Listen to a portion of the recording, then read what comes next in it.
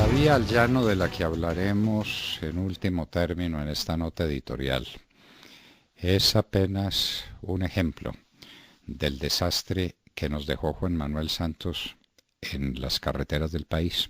8 años que se perdieron. 8 años en los que no hubo sino declaraciones de Germán Vargas Lleras y fotografías con casco y botas. Donde quiera que se pudiera inaugurar 1 kilómetro de vía, allá estaba Vargas Lleras cobrando el éxito. Y los desastres por cuenta de quién. Aquí todo anda mal en esta materia, todo. Si usted está en la ciudad de Bogotá y es un punto de partida, no porque seamos centralistas, que evidentemente no lo somos unos provincianos venidos a Bogotá, sino porque en Bogotá se produce más del 30% del Producto Interno Bruto de Colombia. Si se va para Girardot, para el río Magdalena, nos encontramos con una doble calzada que se construyó chiquita y ya la están ampliando. ¿Cuándo terminará esa doble calzada? ¿Y cuándo la gente podrá ir a recrearse en las vecindades de Girardot para volver en un trayecto que no sea de 6 o 7 horas para llegar a casa de regreso? Es como si tuviéramos la doble calzada en Medellín o el descanso de los bogotanos en Medellín o quién sabe en dónde, porque 6 o 7 horas ya le quitan a cualquiera el descanso que consiguió y se viene con la nueva fatiga. Un desastre. La vía a Girardot. La vía al río Magdalena, a Honda, tiene un cuello de botella entre Villeta y Guaduas. La misma carretera de hace 60 años. La misma, doctor Vargas Lleras. ¿Por qué no resolvió ese problema? Tanto cuento y tanta historia. Tenemos una doble calzada relativamente buena hasta Villeta y ahí pierda usted toda esperanza.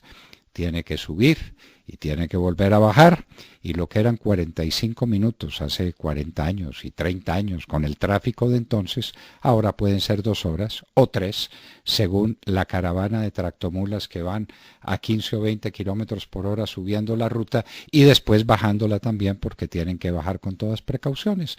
Resultado, 2 o 3 horas entre Villeta y Guaduas, otro desastre. Si usted va a pasar la cordillera central para llegar al Valle del Cauca y para llegar a Buenaventura, tiene que pasar por el túnel de la línea, que la inauguró en declaraciones varias veces Germán Vargas Lleras. El túnel de la línea está biche. Ya probablemente está hecha toda la perforación y queda toda la parte de ingeniería de cuidado, de ingeniería de terminaciones técnicas para que el túnel sea practicable. Al túnel hay que ponerle iluminación, hay que ponerle ventilación, hay que dejarlo en condiciones de que pueda ser utilizado.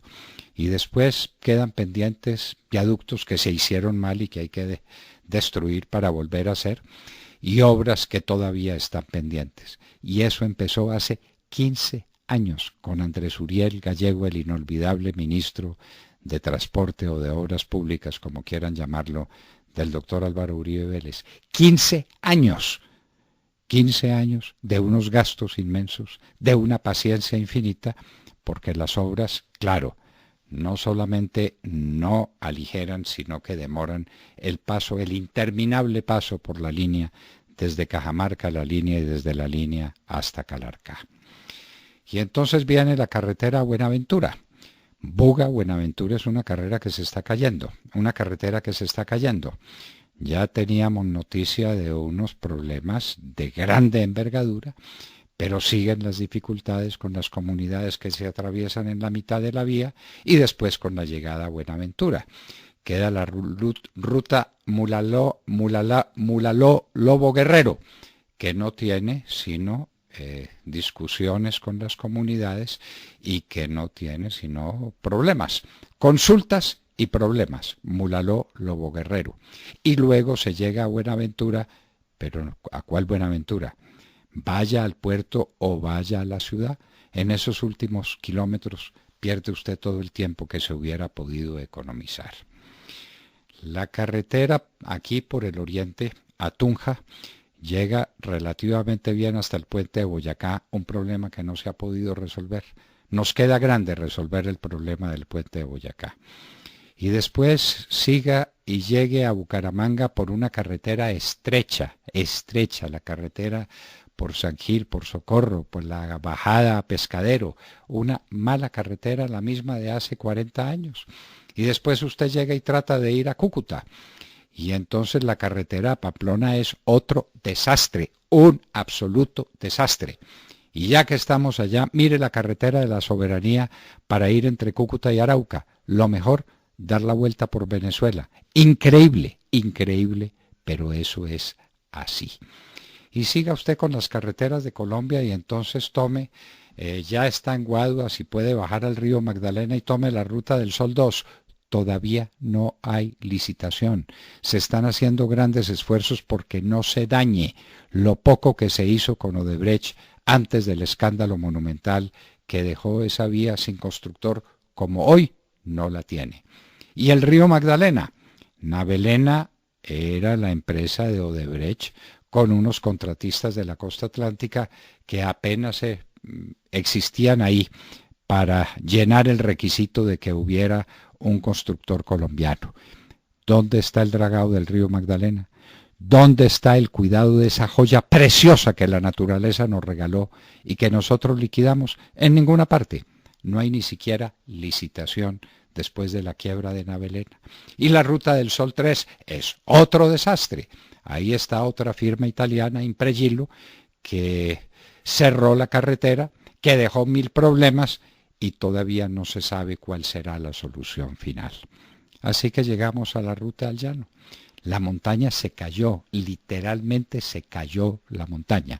Y vean un pequeño inventario de las cosas que se rompieron y que se destruyeron y que hay que recuperar. El puente de Chirajara, un puente maravilloso que iba a inaugurar Vargas Lleras, pero se anticipó el puente y se cayó antes. Mal construido, mal diseñado. Ahora se cayó un túnel al que le cayó encima parte del derrumbe. La parte final del túnel está destruido. Recuperar ese túnel lo que va a demandar. Se cayó otro puente, un puente al que le cayó encima todo un derrumbe y el puente se cayó. Entonces haga el inventario de las cosas que hay que reconstruir, a ver eso que le da como resultado. Los túneles no tienen construcción entre ellos. El de Chirajara, si acaso se están empezando las obras para recuperarlo. El nuevo puente que se cayó va a demandar esfuerzos inmensos. Y la carretera se acabó.